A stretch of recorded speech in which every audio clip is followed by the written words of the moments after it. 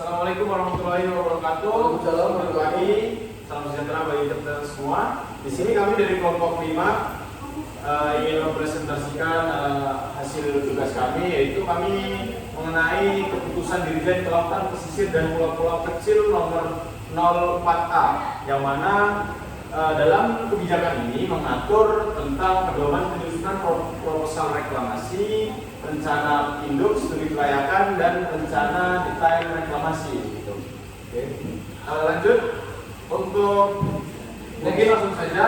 Yang pertama itu kami akan membahas terkait pedoman dalam penyusunan proposal reklamasi, gitu. Yang mana di dalam penyusunan proposal reklamasi ini terdapat beberapa hal yang harus kita pahami, begitu. Proposal reklamasi ini merupakan salah satu izin ketika kita mau melangsungkan atau ingin mengajukan izin reklamasi dengan tujuan disusunnya pedoman penyusunan proposal tersebut untuk menyamakan persepsi dan memberikan panduan permohonan izin dalam pengajuan proposal perencanaan reklamasi dan proposal reklamasi itu. Lanjut. Baik, dalam penyusunan atau perencanaan reklamasi terdapat pertimbangan lokasi, yang mana terdiri dari kondisi daratan, kondisi perairan, kesesuaian dengan rencana zonasi wilayah pesisir dan pulau-pulau kecil, dan juga atau rencana tata ruang wilayah. Gitu. Selanjutnya ada kondisi sosial ekonomi, juga perlu dipertimbangkan kondisi prasarana, sarana infrastruktur, pemanfaatan lahan di sekitar lokasi reklamasi, terus manfaat reklamasi, potensi bencana, dan yang terakhir itu ada perakiraan dampak. Gitu. Lanjut. Untuk selanjutnya itu rencana pengambilan material, yang mana di sini ada beberapa hal. Ada kebutuhan material reklamasi, sumber material dari darat, sumber material dari perairan, kesesuaian dengan rencana zonasi wilayah pesisir dan pulau-pulau kecil, dan atau rencana tata ruang wilayah. Terus selanjutnya ada kondisi sosial ekonomi, kondisi prasarana, sarana infrastruktur, pemanfaatan lahan di sekitar, dan manfaat kegiatan pengembangan material, potensi bencana, rencana pengambilan dan pengangkutan material, perakiraan dampak, analisis pemilihan lokasi. Begitu. Selanjutnya, setelah rencana pengambilan material, mungkin ada next. Ada rencana pelaksanaan reklamasi. Ada mencakup 3 aspek, yaitu aspek teknis, aspek finansial, dan aspek rencana tindak lanjut. Selanjutnya, next. Baik, di sini ada lampiran-lampiran yang mana beberapa hal yang perlu dilampirkan sekurang-kurangnya meliputi 13 hal, begitu. Lanjut. Baik, selanjutnya ada rencana induk yang akan dijelaskan oleh rekan saya. Pertanyaannya dipersilakan. Ya, terima kasih. Peraturan kita lanjutkan ke pembahasan selanjutnya, itu master plan rencana induk. Boleh di next, teman-teman. Ini rencana itu sendiri. Ini adalah rencana inti yang paling diperhatikan dalam tahapan reklamasi. Adapun pengertian dari rencana induk yaitu persyaratan yang mengajukan izin pelaksanaannya. Terus juga di dalam rencana induk sendiri ini ada beberapa aspek yang nantinya harus diperhatikan. Adapun aspek nanti jika dijelaskan, dan tujuan adanya rencana induk ini adalah untuk menyamakan persepsi dan memberikan panduan permohonan izin dalam penyusunan rencana induk reklamasi. Boleh dilanjut? Baik, pertama ada kondisi umum lokasi reklamasi dan sumber material. Ini mengacu pada proposal pembahasan yang sebelumnya. Adapun yang harus diperhatikan yaitu ada beberapa poin, ya. Ada letak geografis, kondisi daratan, sosial ekonomi, kondisi sarana prasarana, dan potensi bencana di lingkungan yang akan dijadikan tempat reklamasi itu sendiri. Boleh lanjut? Nah, seperti yang tadi saya jelaskan bahwa ada beberapa aspek yang harus dipertimbangkan dalam rencana ini sendiri. Yang pertama adalah aspek ekologis, yaitu aspek ekologis ini meliputi keberagaman hayati yang ada di lingkungan objek tempat kita di mana akan melaksanakan reklamasi. Jadi ada biota perairan, endemik dan langit harus diperhatikan juga. Kemudian ada keragaman dan penyimpanan organisme. Kemudian ada kondisi habitat yang ada di sekitar objek tempat yang akan dilakukan reklamasi. Kemudian ada juga aspek sosial, ekonomi dan budaya yang mana harus memperhatikan persepsi masyarakat itu sendiri. Terlebih lagi Indonesia ini adalah negara yang moderat dalam artian banyak suku dan budaya di dalamnya.